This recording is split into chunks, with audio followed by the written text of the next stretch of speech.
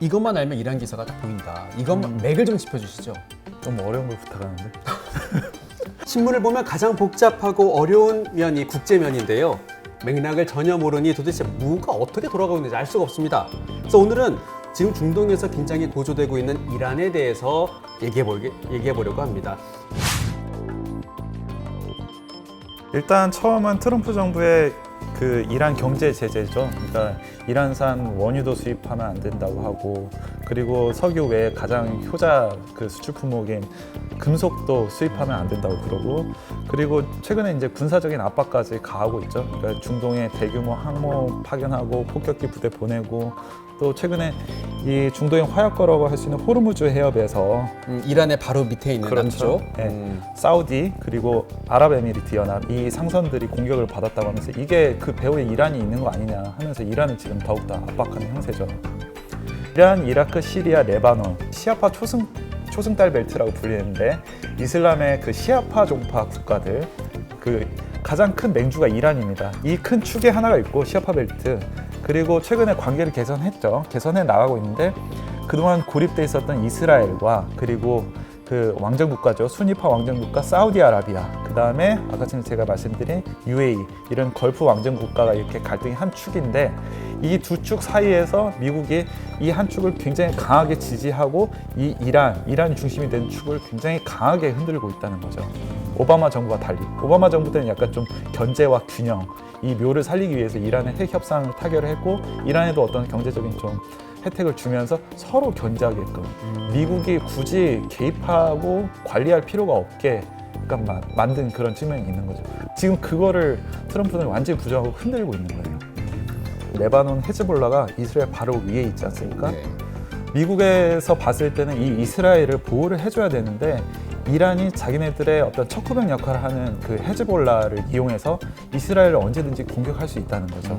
그리고 뭐 레바논 헤즈볼라는 굉장히 공식적으로 이제 지원을 하는 걸로 알려져 있습니다만은 이라크, 뭐 시리아, 또 다른 여타 중동 국가들의 이란이 척후병들을 많이 심어놓고 있다. 그래서 미군이 개입을 하거나 군사적인 개입을 하거나 전쟁을 하려고 할 때 그 동맹국들, 미국의 동맹국들을 쳐서 굉장히 미국이 어떤 전선에 집중하지 못하게 그렇게 흔들 것이다. 그런 예측들이 많이 있기 때문에 미국 입장에서는 이란이 굉장히 성가시고 껄끄러운 존재죠. 트럼프가 이렇게 이란을 이렇게 싫어하는 이유가 뭐 딱히 있는 거예요? 세 가지 맥락이 있습니다. 일단은 정치적인 목적인데, 오바마 케어라고 하죠. 미국의 의료보험 체계, 나 이거 폐기하겠다. 오바마의 가장 큰 업적 중에 하나인. 그리고 두 번째로 그 오바마의 큰 업적이라고 꼽히는 게 이란 핵 협상입니다. 제가 아까 전에 견제와 균형의 묘를 살려서 체결한 협상이다 했는데, 우리 미국의 국익에 도움이 안 되는 협상이라고 하면서 난 이거 엎을 거야. 나는 오바마 때와 달라. 나는 미국에 유리한 협상을 하겠다. 일단 무조건 오바마랑 다르게 하려는, 자기가 좀 도드라져 보이고 싶어하는 그게 하나가 있는 것 같고요. 그리고 역사적인 맥락에서 보자면은 미국이 이란에 대해서 굉장히 적대감이라고 해야 되나요? 이란에 있는 미국 대사관을 이란 사람들이 습격을 한 적이 있었어요. 그러니까 이란 이슬람 혁명이 국가 체제를 바꾸고 미국의 그 이란 팔레비 왕조를 지원한 미국에 대한 그 불만, 적대감이 굉장히 고조됐을 때 이란의 그런 성난 민중들이 미국 대사관을 점거를 해가지고 1년 넘게 미국 대사관 직원들을 잡고 있었던 사건이 혁명, 있었죠. 1979년 혁명 이후에. 그렇죠. 외신에서 보도되는 것들을 보면은 미국 사람들에게 가장 굴욕적인 사건을 꼽을 때 굉장히 충격적이게도 당연히 베트남 전쟁이 1위일 거라고 생각하는데, 그 이란 그 미국 대사관 점거 사건이 오히려 1위를 하는 경우가 종종 있다고 합니다. 그만큼 미국인들에게는 뭔가 트라우마, 약간 좀 굴욕적인 순간, 그런 걸로 인식이 되고 있는 것 같아요. 그리고 세 번째는 이것도 사실 정치적인 목적인데, 트럼프가 극단적인 친이스라엘 정책, 극단적인 반이란 정책을 좋아하는 유대인들이 있거든요. 이 사람들을 좀 표를 흡수하려고 하는, 재선도 얼마 안 남았으니까 그 재선을 노리고 이런 정치적인 계산을 하는 게 아닐까, 이런 세 가지 요인이 있을 것 같아요. 오바마가 이란과 했다는 그 핵 합의, 핵 협상은 미국한테 불리한 협상이었나요? 제가 봤을 때는 그렇게 불리한 협상은 아니었다고 봐요. 일단은 미국이 세계 경찰관 노릇을 하면서 자기네들의 어떤 좀 유리한 위치를 점하는 것들도 있지만 굉장히 돈도 많이 들고 신경 써야 될 것들도 많고 하기 때문에 관리 이슈가 줄어든다는 측면에서는 저는 이란 핵 협상을 타결한 게 오히려 미국한테는 더 좋은 그런 결과가 아니었나 그런 생각이 드는데요. 미국이 이란하고 전쟁하나요? 못할걸요? 이란의 어떤 군사적인 역량이 굉장히 강합니다. 그러니까 미국이 2003년에 이라크 침공했을 때 그 이라크랑 비교가 안 돼요.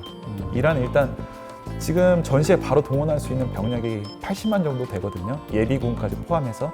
이 이라크의 40만에 비하면 거의 2배가 되는 수치고요.